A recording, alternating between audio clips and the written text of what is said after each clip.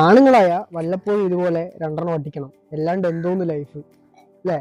ഇങ്ങനെയാണ് പല ആളുകളും ഈ ആൽക്കഹോളിനെ പറ്റി പറഞ്ഞു വെച്ചിരിക്കുന്നത്. പക്ഷേ ഈ സാധനം കുടിക്കുമ്പോൾ യഥാർത്ഥത്തിൽ എന്താ സംഭവിക്കണം എന്നുള്ളത് ഞാൻ പറഞ്ഞുതരാം. അതിന് മുമ്പ് പേജ് ഫോളോ ചെയ്ത ഒരു പേജ് ഒന്ന് ഫോളോ ചെയ്ത് വെച്ചോ. അതിനൊപ്പം തന്നെ ഈ വീഡിയോ നിങ്ങളുടെ കുടിയനായ ഫ്രണ്ടിന് ഇപ്പം തന്നെ ഷെയർ ചെയ്ത് കൊടുത്തു. അപ്പോൾ ഇതിപ്പോൾ റമ്മാണ്. പല ആളുകളും തെറ്റിദ്ധരിച്ച് വെച്ചിരിക്കുന്നത് റമ്മ് നല്ലതാണ്, റമ്മ് പ്രശ്നമില്ല, അതുപോലെ വിസ്കി കുഴപ്പമില്ല, ബ്രാൻഡിയാണ് പ്രശ്നം, ഇങ്ങനെ ഒരുപാട് പേര് പറയുന്നുണ്ട്.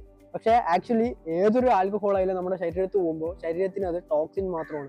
നമ്മുടെ ബോഡിയിൽ ലിവറാണ് നമ്മുടെ ബോഡിയിൽ എന്ത് ടോക്സിൻ വന്നാലും അതിനെ റിമൂവ് ചെയ്യണത്. ഇപ്പോൾ നമ്മൾ ആൽക്കഹോൾ കുടിക്കുന്ന സമയത്ത് ഇത് ടോക്സിൻ ആയതുകൊണ്ട് തന്നെ ബോഡി എന്ത് ചെയ്യുന്നു വെച്ചാൽ നമ്മുടെ ബോഡിയിൽ നടക്കുന്ന റിക്കവറി, അതുപോലെ ഡൈജഷൻ, ഇങ്ങനെയുള്ള കാര്യങ്ങളൊക്കെ ജസ്റ്റ് ഒന്ന് സ്റ്റോപ്പ് ചെയ്ത് വെക്കും.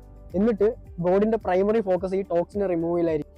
അപ്പോൾ ലിവർ എന്ത് ചെയ്യുന്ന വെച്ച് കഴിഞ്ഞാൽ ആദ്യം ഈ ടോക്സിനെ റിമൂവ് ചെയ്യാനുള്ള പ്രവർത്തനം നടത്തും. ഇതിൻ്റെ ഒപ്പം തന്നെ ഒരുമാതിരി ഡീഹൈഡ്രേഷൻ ആകുമ്പോൾ അപ്പൊ ഇത് വല്ലപ്പോഴും കുടിച്ചാലും ഡെയിലി കുടിച്ചാലും ഇത് തന്നെയാണ് പരിപാടി. അതുപോലെ ഇപ്പൊ ഡെയിലി കുടിക്കുന്ന ആൾക്കാർക്ക് ഈ പരിപാടി നടന്നുകൊണ്ടേയിരിക്കും, വൈകാണ്ട് തന്നെ ഉള്ള പ്രശ്നങ്ങളൊക്കെ വരും. പക്ഷെ ഇതിലെ ഏറ്റവും വലിയൊരു വില്ലൻ എന്താണെന്ന് വെച്ച് കഴിഞ്ഞാൽ ഈ സാധനം നിങ്ങൾ തുടങ്ങുന്ന ദിവസം, അതായത് ഡേ 1 മുതൽ നിങ്ങളുടെ തലച്ചോറിനെ ഇത് ബാധിക്കും. തലച്ചോറിനെ ബാധിക്കണമെന്ന് പറയാനുള്ള കാരണം, സങ്കടം വന്ന, സന്തോഷം വന്ന, ഒന്നും വന്നില്ലെങ്കിലും മദ്യം വേണം. ഒരു ദിവസം വെറുതെ ഇരിക്കുകയാണെങ്കിൽ മദ്യം.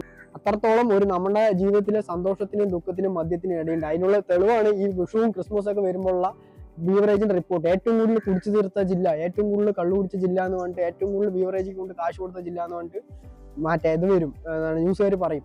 ഈ ഒരു ന്യൂ ഇയറെങ്കിലും നിങ്ങൾ മദ്യം ഇല്ലാണ്ട് ആഘോഷിക്കാൻ നിങ്ങൾക്ക് എല്ലാവർക്കും പറ്റട്ടെ എന്ന് ഞാൻ ആശംസിക്കുന്നു. അപ്പോൾ എല്ലാവർക്കും ഒരു അഡ്വാൻസ് ഹാപ്പി ന്യൂ ഇയർ. അപ്പോൾ വീഡിയോ ഇഷ്ടമായി ലൈക്ക് ചെയ്യാനും പേജ് ഫോളോ ചെയ്യാനും അതുപോലെ തന്നെ യൂട്യൂബിലാണ് കാണണമെങ്കിൽ സബ്സ്ക്രൈബ് ചെയ്യാനും ഒരിക്കലും മറക്കരുത്.